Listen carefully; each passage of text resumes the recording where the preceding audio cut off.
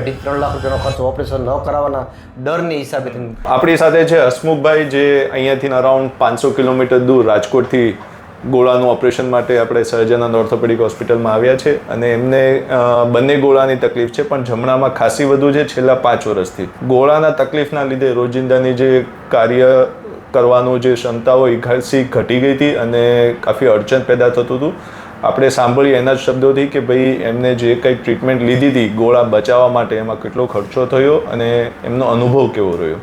તો આપણે હસમુખભાઈ, તમે લોકોને જણાવો કે આપણે જે ગોળાની તકલીફ હતી છેલ્લા 5 વર્ષથી, એમાં તમને રોજિંદા જીવનમાં કેટલું અડચણ પેદા થતું હતું? ધીમે ધીમે અડચણ વધતું જતું હતું અને ત્યાર પછી છેલ્લા સ્ટેજમાં તો હું કાંઈ પણ કામ કરી શકતો નહોતો. ક્યાંક જવું હોય ને આવું મને ડર લાગતો હતો. પહેલાં તો બહુ પ્રોબ્લેમ ન પડતો, પણ ધીમે ધીમે ડર મને લાગતો હતો. પછી તમે આ બાબતે ગોળા બદલાવાનું તમે તમારા ગામમાં જે કંઈ માન્યતા હતી કે ભાઈ આ કરાવાય નહીં, તો એ ડરથી તમે જે કંઈ ટ્રીટમેન્ટ લીધી છે, આયુર્વેદિક છે કે ઉપચાર છે, એમાં તમારો કેટલો ખર્ચો થયો હતો?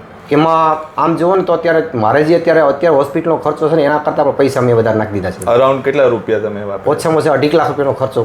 2.5 લાખ રૂપિયા? 2.5 થી 3 લાખ રૂપિયાનો ખર્ચો. હા, તમે સાંભળી શકો છો કે હસમુખભાઈ 2.5 થી 3 લાખ રૂપિયા. ના, 100%. 2.5 થી 3 લાખ રૂપિયા. કોઈ આયુર્વેદિક છે કે મેડિસિન છે, એમાં મેં 2.5 થી 3 લાખ રૂપિયાનો ખર્ચો ઓપરેશન ન કરાવવાના ડરની હિસાબે ઘણા. એટલે એમને એવું હતું કે હું કંઈક આયુર્વેદિક ટ્રીટમેન્ટ કરું ને નવા ઇલાજ કરવાથી જો આ ગોળો બચી શકે તો આપણે બચાવવાની પ્રયાસ કર્યા, પણ એમાં એ નિષ્ફળ રહ્યા અને એ બધા ટ્રીટમેન્ટમાં, આયુર્વેદિક ટ્રીટમેન્ટમાં એ લોકોને અરાઉન્ડ 2.5 થી 3 લાખ રૂપિયાનો ખર્ચો થયો, પણ એ નિષ્ફળ રહ્યા. પછી છેલ્લે અમારા હોસ્પિટલ બાબતે એમને માહિતી મળી અને રાજકોટથી 500 કિલોમીટર દૂરથી અહીંયા આપણે રોબોટિક દ્વારા હિપ રિપ્લેસમેન્ટ કર્યું અને આજે આપણે એનો અનુભવ સાંભળીએ.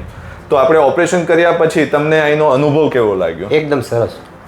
ચાલતા ફરતા થઈ ગયા? બીજે દિવસે જ મને હલાવ્યો હતો. બરોબર, કોઈ પણ પ્રોબ્લેમ ને હું હાલી શકતો હતો વખત. બરાબર. અને તમે એટલા દૂરથી અહીંયા આવ્યા તો આ હોસ્પિટલમાં તમને એવું કંઈ અહેસાસ કે ફીલ થયો કે આપણે અહીંયા ખોટા આવ્યા, કે આપણે જમવાનું નથી ફાવતું, કે અહીંના સ્ટાફનું વર્તન બરાબર? ના, બધું ક્લિયરિટી જ હતું. એકદમ ફર્સ્ટ ક્લાસ. તો તમે આ હોસ્પિટલમાં આવીને સેટિસ્ફાઈડ છો કે તમને? 100%. ડોક્ટરનો અનુભવ, બીજા બધા ડોક્ટરની બાજ નજર મારી ઉપર હતી, સ્ટાફની પણ બાજ નજર મારી ઉપર હતી. કોઈ જાતનો પ્રોબ્લેમ મને અહીં કણ હતો નહીં જરા પણ. બરાબર. હવે આજે હસમુખભાઈ પાછા આપના વતન રાજકોટ જવાના છે, આવતીકાલે જવાના છે વહેલા સવારે, અને ત્યાંની પ્રોપર ટ્રીટમેન્ટની અમારી નજર રહેશે. અમારું પૂરેપૂરું ધ્યાન રહેશે એમના પ્રતિ અને એમનું કેવું પ્રોગ્રેસ થાય છે આપણે જોતા રહીશું. ધન્યવાદ.